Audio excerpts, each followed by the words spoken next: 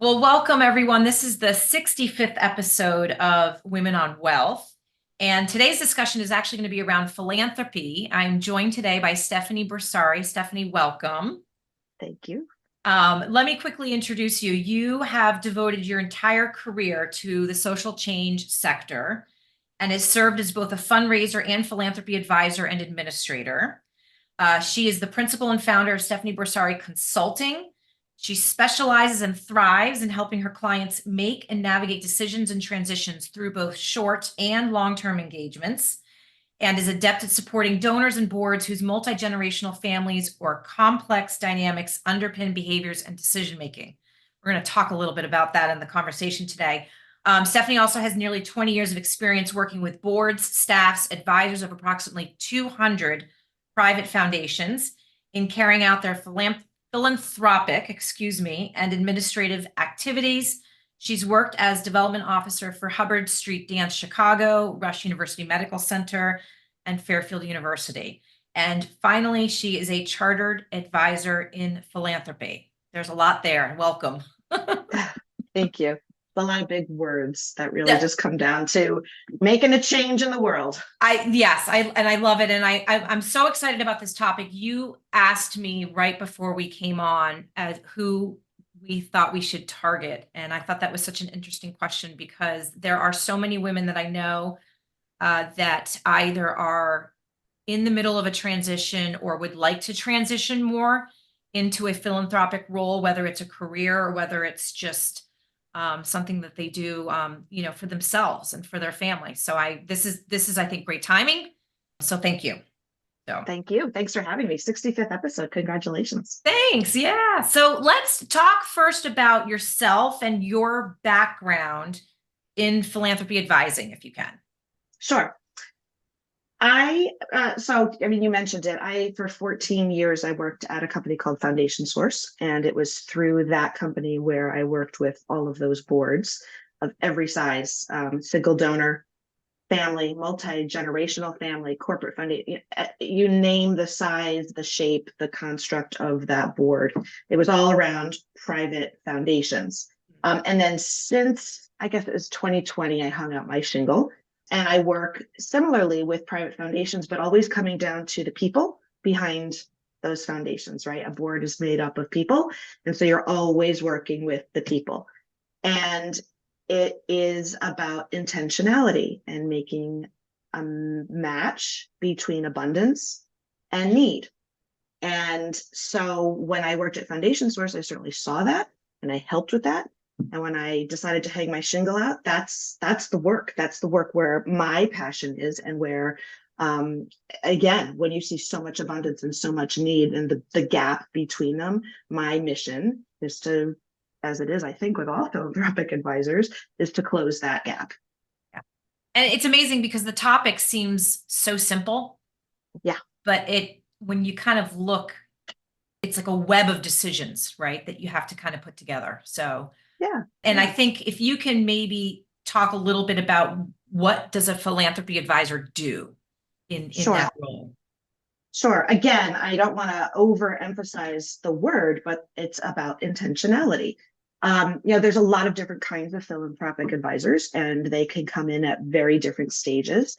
For me, it comes to helping people become more focused about how they spend their time and their charitable dollars. Because again, even in organizations like private foundations, those organizations are run by people. Yeah. So how do you help those people come to consensus? How do you help people identify their common vision, their values, and take the time to explore and define those interests and values and visions for how people want to either, change the world or a part of it? So a philanthropic advisor, and what I do is really help people look at the what and the where and the why, and even sometimes the when. And then I work with them and their advisors, other advisors, their wealth advisors like you, and their legal advisors on the how. Okay. So there's so much work that can be done before you get to the how. And that's where the meaning comes in. Yeah. Oh, I think that's a fair and a great point. And why do you believe that this is so important, and maybe in particular to women? Oh, well, it's important because there's the meaning behind money, right? Like we can accumulate wealth and we can be very happy with our wealth. But philanthropy comes, when people are looking for the meaning behind it and what more can they do? They've got the houses, they put their kids through school, they've left money for their children, and they still have abundance. And again, there's need. So for me, in my observations, that's where people say they would like to engage in philanthropy is because they've lost the meaning in Yeah. their own lives or in their wealth. And as for women, I mean, commonly accepted research is that women are leaders and caretakers of the communities Yeah. worldwide. Yeah. If you give women money in opportunity, they're going to use it to improve their families and their communities. Yes. Yeah. So, and you see that in microfinance, you see that in relief organizations internationally, you see that locally, in local communities. So that's not to discount men at all, but I think women are already doing philanthropy. And it's a matter of acknowledging the work they're already doing. Yeah. Like, could we even talk about like the definition of philanthropy for a second? Please. So at its very essence, it is love of humanity. Okay. Yeah. That's what the original word means, like back from 15th century BC. And as you pointed out, even in my introduction, like there were a lot of words. It's a lot of big words that go in this sector, but really it's just a basic thing that's happening all over the world. And it's come to mean, and now this I lifted directly from the Oxford Dictionary, philanthropy has come to mean the desire to promote the welfare of others, expressed especially by the generous donation of money to good causes. And I just think no matter whether we look at the original definition or the current definition, women are doing that already. Yeah. And there's been countless studies that I've seen over the years of how much more women have been engaging in philanthropy, right? And to your point, especially in their local community. And this is the conversation I have all the time with women is how can I do more? Where should I spend my time? Is it dollars? Is it time? These are very big decisions, I think, that women are trying to figure out. I think so. And I think the philanthropy sector doesn't make it any easier. I think we make it seem harder than it is. Yeah. So let's talk about the money piece for a little bit. So how do you see philanthropy fitting into someone's overall financial plan? Okay, so again, intentionality, right? Generally, we advise clients from the philanthropy perspective to consider philanthropy a key part of their financial planning once they've got their own needs and their family needs figured out. Yeah, once they're figured out. Yeah. And then often wealth advisors and accountants will advise that their philanthropy can help reduce taxes. So all of that comes into play when one considers philanthropy as part of an overall financial plan. And I've seen this play out in myriad ways. It comes into focus when an individual, as I already mentioned, wants more meaning or mission in their lives. I quite literally just this past weekend was with family, and a cousin has sold a private business and has $75 million and to deploy. And the words that came out of his mouth were, well, now I need a mission. Yeah. So he has this abundance, and now it's a matter of identifying the need. So a financial plan will make sure that he is taking care of his children, his family, his nieces and nephews, whoever he wants to take care of that's directly connected to him. Yeah, absolutely. And then the rest. And then the conversations with advisors, is there a tax planning component to this? Is there an estate planning component to this? So in my mind, it's best to work with a team. Again, a philanthropic advisor with the before and thinking through those things so that the tactics and the how flow more easily. You're going to end up stymied in the middle of that anyway. Yes. You're in the how and you haven't thought about the why, then the philanthropists end up circling. Yeah, absolutely. It has to be a partnership. You have to fit it into the financial plan, especially for those that have anxiety about their financial future. You hear it all the time, especially from women. I don't want to run out of money, right? Right. I just want to know that I can live my life. And so all of these decisions that you're discussing have to be woven into that financial picture. Yeah. Absolutely, they do. And do you have any advice for women who want to incorporate this? I would advise them to look at what they're already doing. Okay. Again, women are already making impact in their communities, in their families even, right? I mean, it's not to be at all diminished of the PTA is often fully women, but what are they doing? They're improving their children's schools. That's philanthropy. That's not nothing. Yes. And was that meaningful?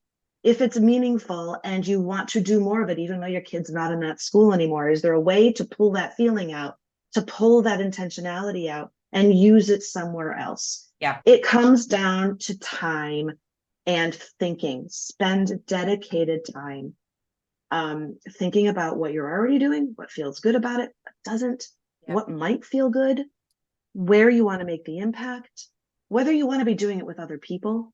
Sure. Who do you want to be collaborating with? What will make it most meaningful? Yeah. And I guess that's where philanthropic advisors come into play, because Okay. we really help guide those conversations. I've got, tools and, question cards and, flow charts to help guide those conversations about ambiguity that are into productivity. Okay.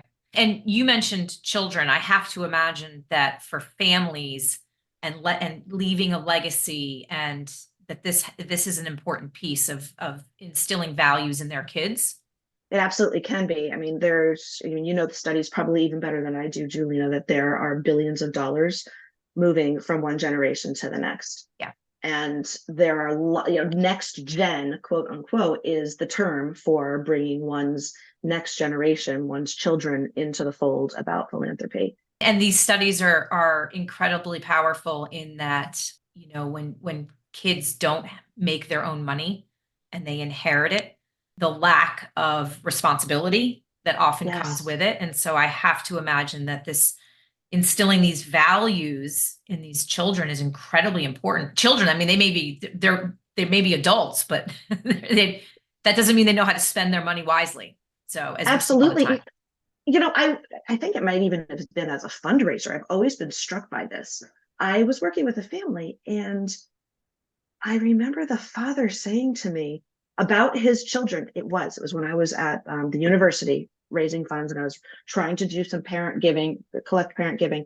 And the dad said, I always tell my kids, you don't deserve any of this. You didn't earn any of this. And so he was actively struggling with how to help his children who were born into abundance. Yes. Work toward. Yes. Yeah. Yes. And that's always struck me as a very blunt way of saying it. Yeah. Well, some kids may have to hear it in a blunt way. I don't know. Yeah. That's interesting. And are there specific trends or areas that you find are gaining more traction right now? There are a lot of academic terms for things that are happening both organically and in a very, again, intentional way. And I think collaborative giving is a big umbrella for a concept like giving circles. Okay. That's happening more and more. People want to see a relatively, for themselves, small amount maximized for a greater impact. Okay. And so collaborative giving is a way to do that. There are myriad ways of doing so. But again, the giving circles tends to be something that people really are attracted to very quickly. It's a very common concept of bringing like-minded people together for whatever the reason is that brings them together. Okay. There are, some frankly, women of a certain age coming together and learning together about philanthropy. And each of them putting, let's say, a 5-figure gift into the pot, and together, according to whatever cycle that group comes to decide on, giving that money to one or more organizations that collectively they make the decision on. Okay.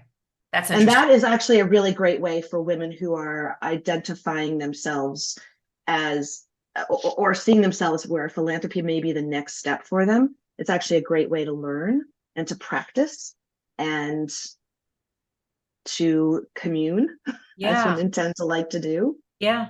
Oh, interesting. I mean, I've heard of these of both here in the community. I've heard of it through, even universities, et cetera. But Yeah. I guess I didn't realize that that's become such a popular thing.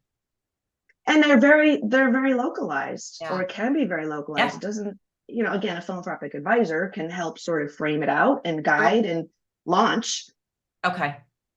That's fantastic. And how can women measure the impact of their charitable contributions? So it's going to be, as always, associated with money, it's going to be emotional, but there's also a way for data to come into play. I personally tend to advise women to become very engaged with their grantees. If Okay. you see that impact is happening Mm. based on the conversations you would have had before you even made the gift, then it is. There's a point being, I think that in organized philanthropy, we put often a lot of pressure on grantees to prove that the gifts that you have given have impact. And that means they've got to come up with data, they've got to come up with stories, they've got to come up with proving the impact, Okay. which puts more pressure on the grantees to put more resources into proving that. Yeah. Whereas philanthropists, I like to advise philanthropists to take that active role. If you're looking to ensure that your money has made impact, then Mm. I think it's also your responsibility to assess that yourself by being engaged Yeah. with your end grantees, by doing site visits, by meeting with, by being the one that pays for the lunch when you bring people together. Yeah. That's a great point. I don't think hear that often enough. And Yeah. I have to imagine that the impact that once you see it, it becomes so much more emotional and you're tied to it. I think so. And I have to also just caveat that I'm talking about individual donors or private foundations where, the board is one or two people. Okay. Because the other, when one is working with a very, very large, perhaps staffed private foundation, Sure. then data and stories and anecdotes necessarily have to be collected. Mhm. But I think if we're targeting, like we talked about, the individual woman or group of women, Yes. that to me feels like the right approach. Okay. Yeah. Especially if it's local in the community. Right. Right. That's great. And how are there tax considerations? We talked about this a little bit earlier in terms of working with your financial advisor, but there are these tax considerations that are advantages. That has to be an important piece that you talk about with your clients. I do, and then I defer to their Yeah. wealth managers and their accountants. Yes. But there are, and I think I that, do that too. I think you're segueing though into a great thought, which is, we're at the time of year where people are like, what can I do before the end of the year to maximize my finances and reduce my tax liabilities? And philanthropy is so often it. So yes, are there tax considerations? Absolutely. But I would always advise people to talk to their accountants because it depends whether you're giving to a public charity or you're giving to a private foundation, what your particular tax status is. Yeah, absolutely. And the tax code is changing all the time. You need to stay on top of what is the most beneficial way to benefit you if you're because if you are doing this, it would be advantageous to try and take advantage of that. Totally. And I, as a philanthropic advisor, could never, deign to suggest that I know what someone's Sure. financial situation is and how much they could deduct, et cetera. Yeah. Yeah. Well, and once you figure it out, it just changes again. So That's there you go. what are the common challenges that you think women face through this endeavor? And how can we help them overcome it? What do you often find? First of all, I think, again, the word philanthropy can sometimes put people off. Mm. Because, like, you hear philanthropy and, like, who do you think of? You think of Bill Gates Or now maybe you think about Mackenzie Scott, God bless. Mhm. Or maybe you think about Oprah. And those are really, really impactful people and organizations. And so if you think about philanthropy and that's the first thing you're thinking of, right away, you're like, well, I can't do that. I can't Yeah. be a philanthropist. But so let's go back to the earlier part of this conversation. Yes. Like, what are you already doing? What already feels good? What checks are you already writing? Yeah. So, like, start there. And that's where people get stuck, is thinking they have to do more in order to consider themselves doing anything at all.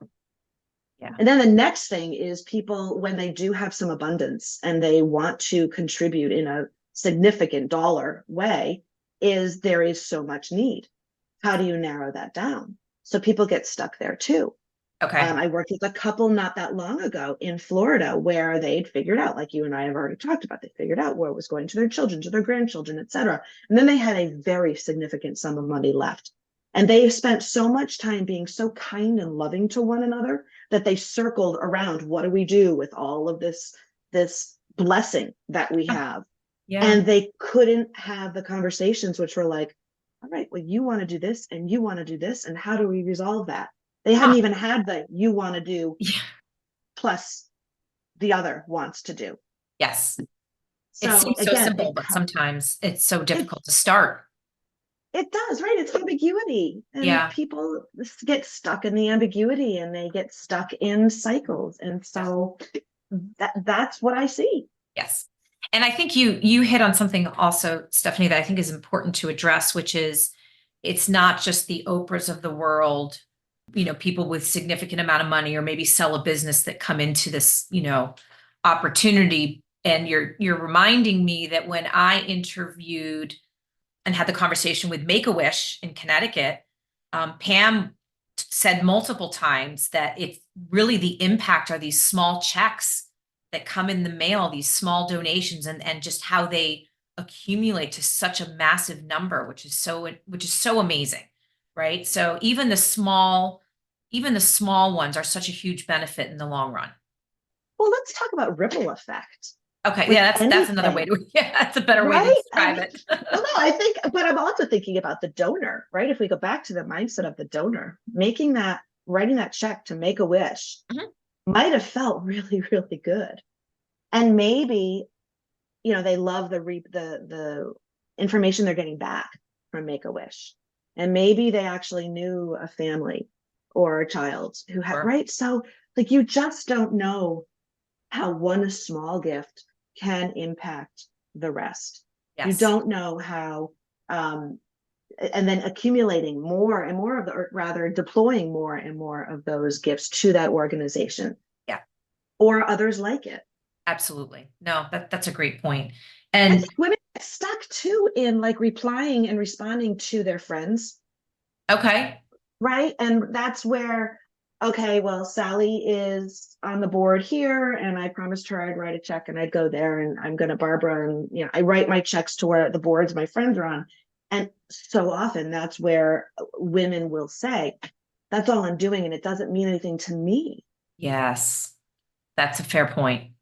Yeah. So ripple effect is you've just done that, but you also don't have anything that's meaningful to you, and stop and think about what's meaningful to you and the ripple effect of making those gifts. Okay. That's great. That's a great point. And what about women that are hesitant and they're uncertain about how to get more involved? Mm. I think it is, the uncertainty comes from not knowing how to quote unquote do it right. Hmm. And I think that are there wrong ways to do it? Sure, but those ways tend to be Yeah. illegal.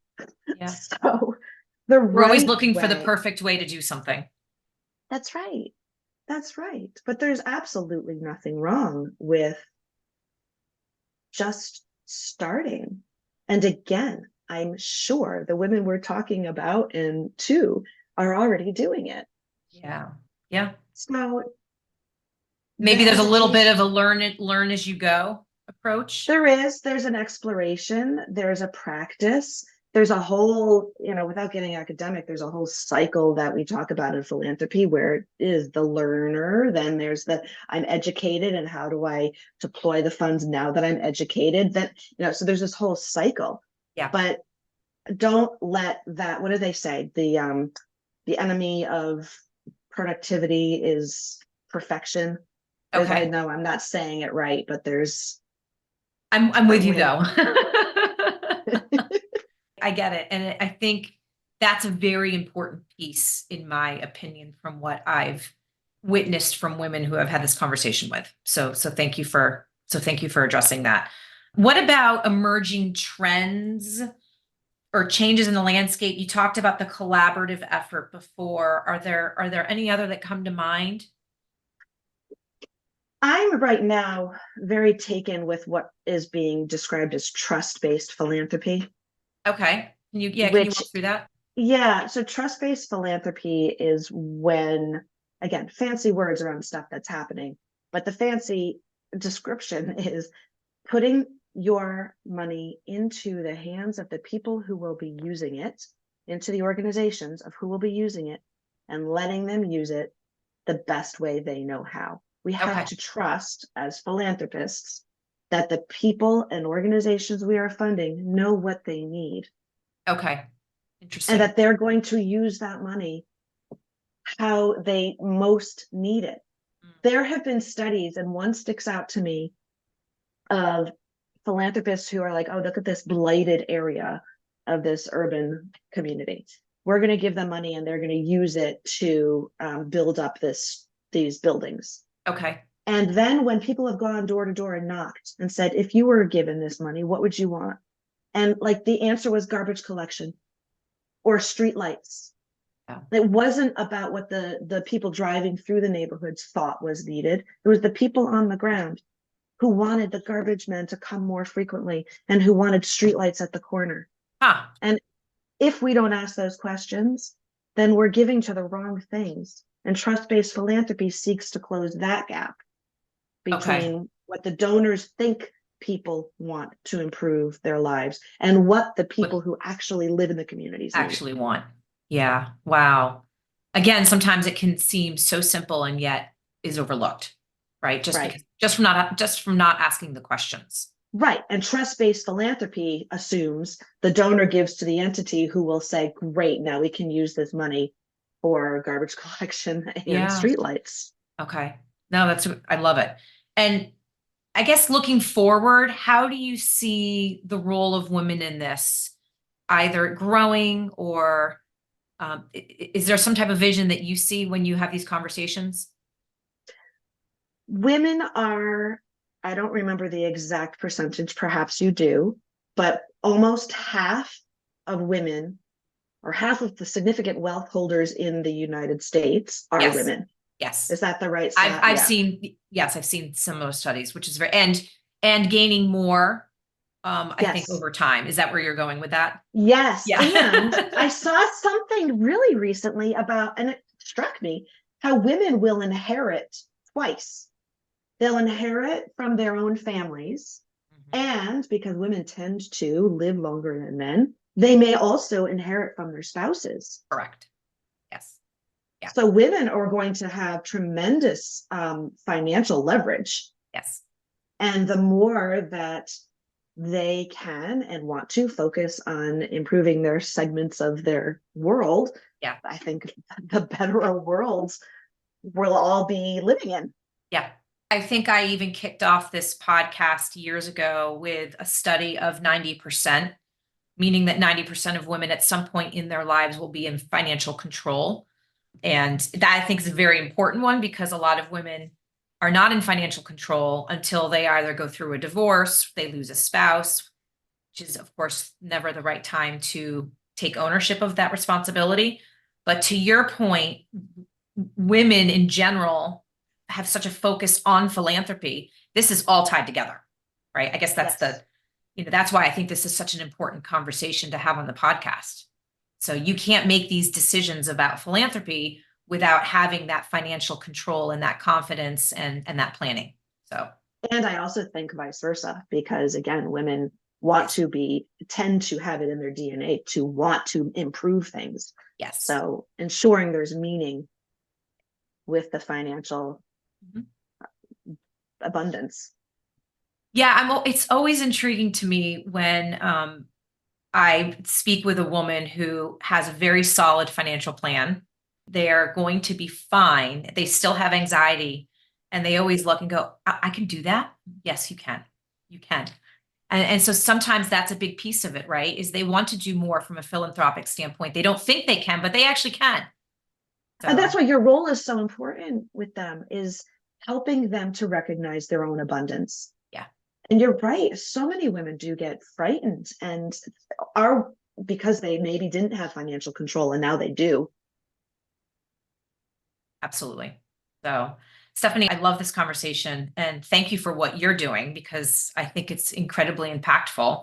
Are there any final thoughts of anything that we haven't covered that was sort of top of mind for you or? I guess when I think about the time of year we're in, Yeah, people, you can know your nonprofits and are going crazy right now. Your mailboxes, or I guess it's email inboxes now, yeah, are full of solicitations. It's giving season, and that means it's also philanthropy season. And I guess what I would say to women who are responding to those outreaches and are writing checks is to really think about how you feel when you write the check or when you transfer the funds. How do you feel when you make the decision to yes. give right now during this time of year? Yeah. And is there anything that comes out of that thinking and mindfulness that will help drive and influence decisions in 2024 and Okay. beyond? Yeah, I love it. And I would also add, if you can have these conversations with your children, right? Yes. And try and involve them. So Yes. yeah, I love that addition. yeah, thank you for ending there because we did want this podcast to go out at the end of the year for that reason. So where can people find you? Oh, thank you. I am at Stefanie with an F, Stefanie at StefanieBorsari.com Great. or Perfect. LinkedIn. And LinkedIn. Great. Stephanie, thank you so much. Thank you for having me, Julina.